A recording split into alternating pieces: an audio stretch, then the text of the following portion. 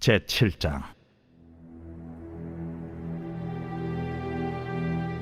이스라엘 자손들이 온전히 바친 물건으로 말미암아 범죄하였으니 이는 유다 지파 세라의 증손 삽디의 손자 갈미의 아들 아간이 온전히 바친 물건을 가졌습니다. 여호와께서 이스라엘 자손들에게 진노하시니라. 여호수아가 여리고에서 사람을 베델 동쪽 베다웬 곁에 있는 아이로 보내며 그들에게 말하여 이르되, 올라가서 그 땅을 정탐하라. 그 사람들이 올라가서 아이를 정탐하고 여호수아에게로 돌아와 그에게 이르되, 백성을 다 올라가게 하지 말고 2-3천 명만 올라가서 아이를 치게 하소서. 그들은 소수이니 모든 백성을 그리로 보내어 수고롭게 하지 마소서. 하므로 백성 중 3,000명쯤 그리로 올라갔다가 아이 사람 앞에서 도망하니 아이 사람이 그들을 36명쯤 쳐 죽이고 성문 앞에서부터 스바림까지 쫓아가 내려가는 비탈에서 쳤으므로 백성의 마음이 녹아 물같이 된지라. 여호수아가 옷을 찢고 이스라엘 장로들과 함께 여호와의 궤 앞에서 땅에 엎드려 머리에 티끌을 뒤집어 쓰고 저물도록 있다가 이르되,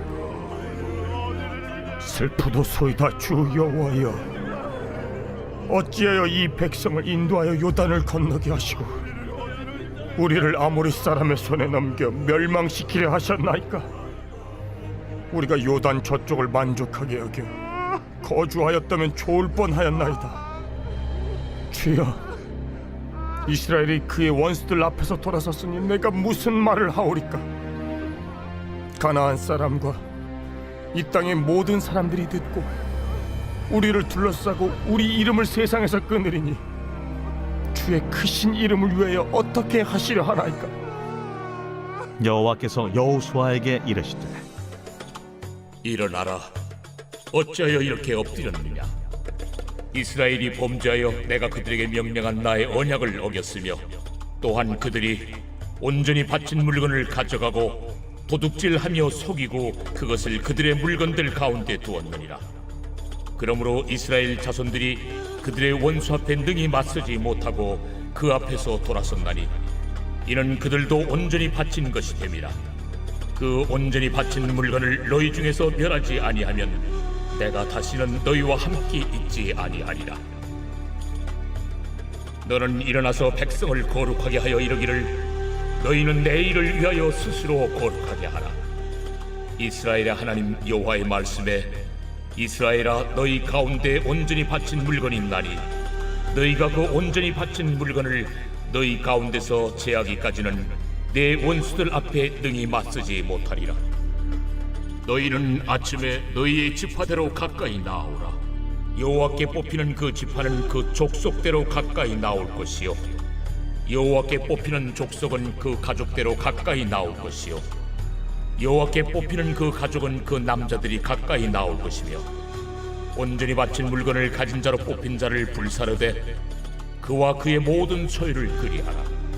이는 여호와의 언약을 어기고 이스라엘 가운데에서 망령된 일을 행하였음이라 하셨다 하라. 이에 여호수아가 아침 일찍에 일어나서 이스라엘을 그의 지파대로 가까이 나아오게 하였더니 유다 지파가 뽑혔고, 유다 족속을 가까이 나아오게 하였더니 세라 족속이 뽑혔고, 세라 족속의 각 남자를 가까이 나아오게 하였더니 삽디가 뽑혔고, 삽디의 가족 각 남자를 가까이 나아오게 하였더니 유다 지파 세라의 증손이요 삽디의 손자요 갈미의 아들인 아간이 뽑혔더라. 그러므로 여호수아가 아간에게 이르되, 내 아들아, 청하노니 이스라엘의 하나님 여호와께 영광을 돌려 그 앞에 자복하고 내가 행한 일을 내게 알게 하라. 그 일을 내게 숨기지 말라. 하니 아간이 여호수아에게 대답하여 이르되, 참으로 나는 이스라엘의 하나님 여호와께 범죄하여 이러이러하게 행하였나이다. 내가 노력한 물건 중에 시날산의 아름다운 외투 한 벌과 은 200세겔과 그 무게가 50세겔 되는 금덩이 하나를 보고 탐내어 가져나이다. 보소서, 이제 그 물건들을 내 장막 가운데 땅속에 감추었는데 은은 그 밑에 있나이다. 이에 여호수아가 사자들을 보내매 그의 장막에 달려가 본즉 물건이 그의 장막 안에 감추어져 있는데 은은 그 밑에 있는지라. 그들이 그것을 장막 가운데서 취하여 여호수아와 이스라엘 모든 자손에게 가지고 오매 그들이 그것을 여호와 앞에 쏟아 놓으니라. 여호수아가 이스라엘 모든 사람과 더불어 세라의 아들 아간을 잡고 그 은과 그 외투와 그 금덩이와 그의 아들들과 그의 딸들과 그의 소들과 그의 나귀들과 그의 양들과 그의 장막과 그에게 속한 모든 것을 이끌고 아골 골짜기로 가서 여호수아가 이르되 내가 어찌하여 우리를 괴롭게 하였느냐? 여호와께서 오늘 너를 괴롭게 하시리라. 하니 온 이스라엘이 그를 돌로 치고 물건들도 돌로 치고 불사르고 그 위에 돌무더기를 크게 쌓았더니 오늘까지 있더라. 여호와께서 그의 맹렬한 진노를 그치시니 그러므로 그곳 이름을 오늘까지 아골 골짜기라 부르더라. 새벽 영성기도의 시간입니다. 오늘 본문인 여호수아 7장은 아간이 여호와의 명령대로 바쳐야 할 물건을 훔침으로 그 죄값으로 아이성 전투에서 패배하고 아간의 죄가 밝혀져 심판받는 내용입니다. 바로 이전 본문인 여호수아 6장에서 여리고성 정복 작전은 성공적으로 끝났습니다. 그러나 이스라엘의 모든 백성이 전쟁의 승리를 기뻐하고 즐거워할 때 하나님은 이스라엘에 대해 진노하고 계셨습니다. 그 이유가 오늘 본문 1절에 바로 등장합니다. 함께 오늘 본문 1절을 읽겠습니다. 이스라엘 자손들이 온전히 바친 물건으로 말미암아 범죄하였으니 이는 유다 지파 세라의 증손 삽디의 손자 갈미의 아들 아간이 온전히 바친 물건을 가졌음이라. 여호와께서 이스라엘 자손들에게 진노하시니라. 아간이 여리고성 전쟁 중 바쳐진 물건을 취한 일로 범죄하였기에 하나님은 이스라엘을 향해 진노하신 것입니다. 아간이 하나님의 물건을 훔친 행위는 그냥 도둑질에 해당하지 않습니다. 여기서 하나님께 온전히 바친 물건은 하렘을 의미합니다. 하렘이란 전쟁 중에 얻은 모든 전리품은 하나님의 것이므로 하나님께 바쳐지도록 특별하게 구별된 것을 의미하죠.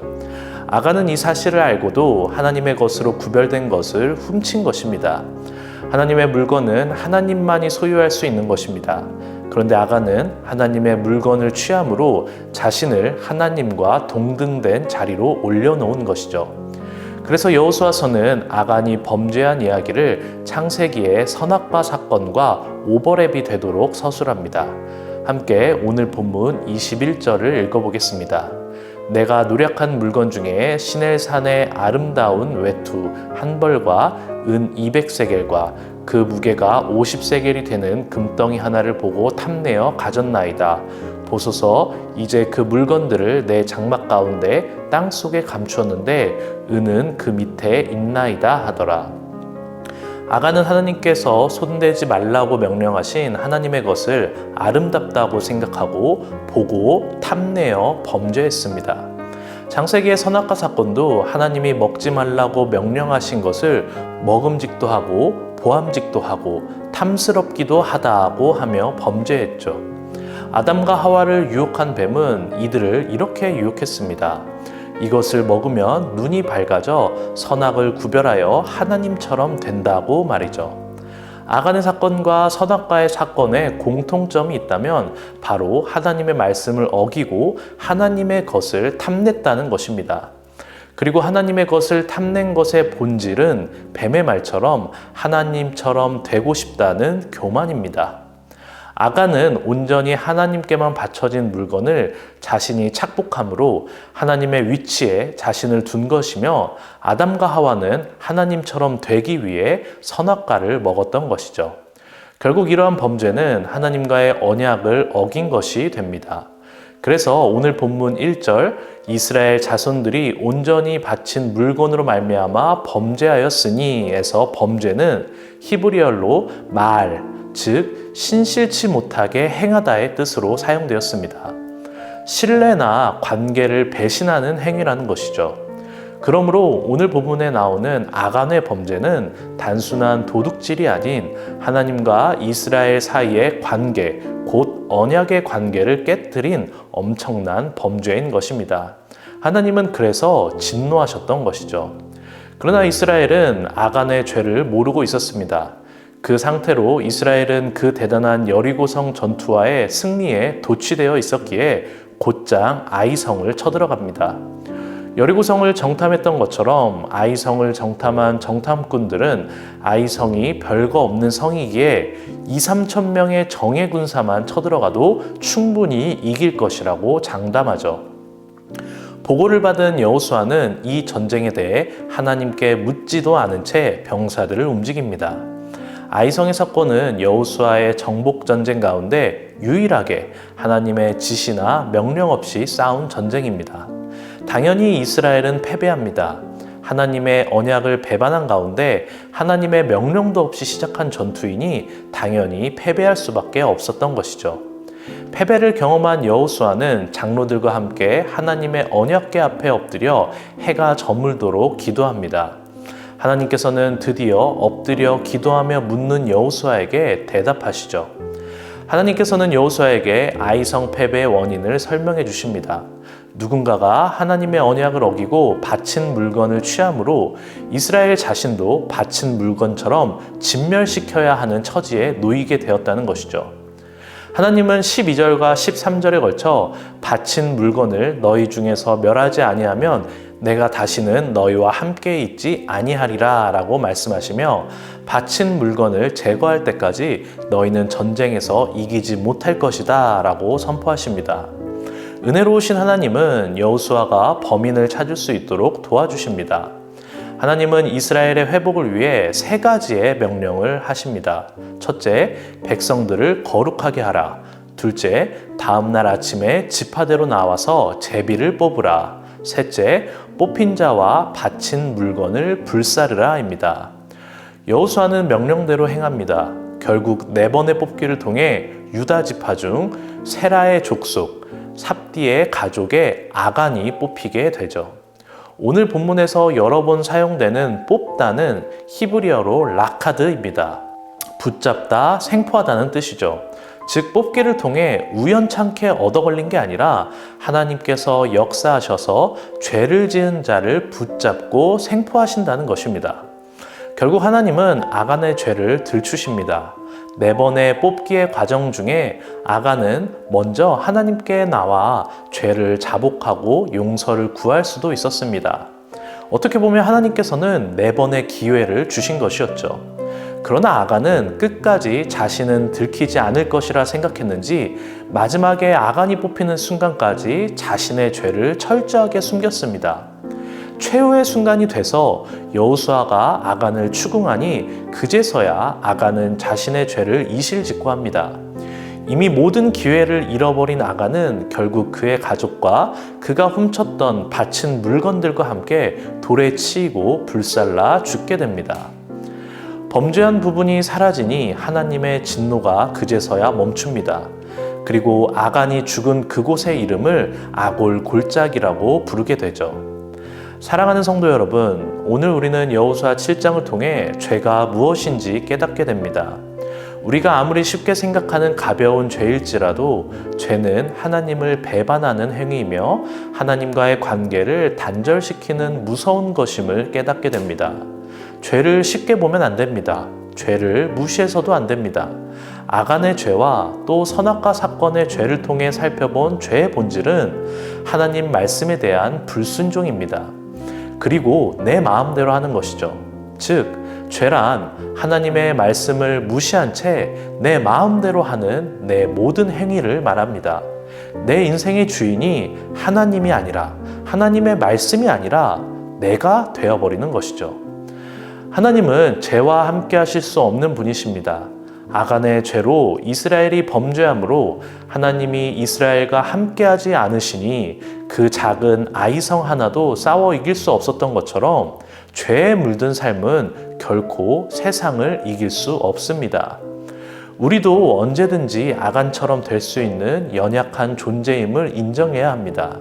아니, 우리는 과거에 이미 아간과 같은 범죄한 존재였습니다. 그러나 우리의 이 모든 연약함과 죄를 대신 짊어지시고 담당하신 분이 계시죠. 바로 예수 그리스도입니다. 함께 요한복음 1장 29절을 읽겠습니다. 이튿날 요한이 예수께서 자기에게 나아오심을 보고 이르되 보라, 세상 죄를 지고 가는 하나님의 어린 양이로다. 예수님께서 우리의 모든 죄를 짊어지셨습니다. 우리의 죄의 문제를 해결하고자 예수님은 고난당하시고 십자가에 달려 죽으셨습니다.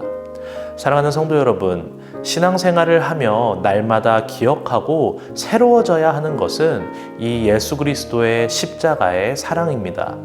말씀을 통해 좋은 교훈을 듣는 것도 좋고 성경의 비밀을 알게 되는 것도 중요하지만 그 모든 것의 본질이요, 우리에게 죄사함의 능력을 주는 권세는 오직 예수 그리스도의 십자가에 있음을 잊지 마시길 바랍니다. 십자가의 이야기를 들을 때마다 또 십자가의 이야기, 다시 십자가의 이야기가 아니라 오직 십자가의 이야기가 되어야 합니다. 오늘 기도의 자리 가운데 예수 그리스도의 십자가를 깊이 묵상함으로 죄로 인해 아간처럼 죽을 수밖에 없었던 우리를 죄에서 구원하사 하나님과 다시 화목하도록 회복시키신 그 은혜와 사랑을 충만히 누리시는 저와 여러분이 되기를 간절히 바랍니다. 오늘 공동기도 제목은 다음 세대와 가정을 위한 기도입니다. 아이들이 예배의 자리를 떠나지 않기를, 다음 세대가 세상의 죄에 물들지 않고 믿음으로 자라나기를, 가정의 예배가 회복되고 세워지기를 기도해 주시기 바랍니다. 기도하겠습니다.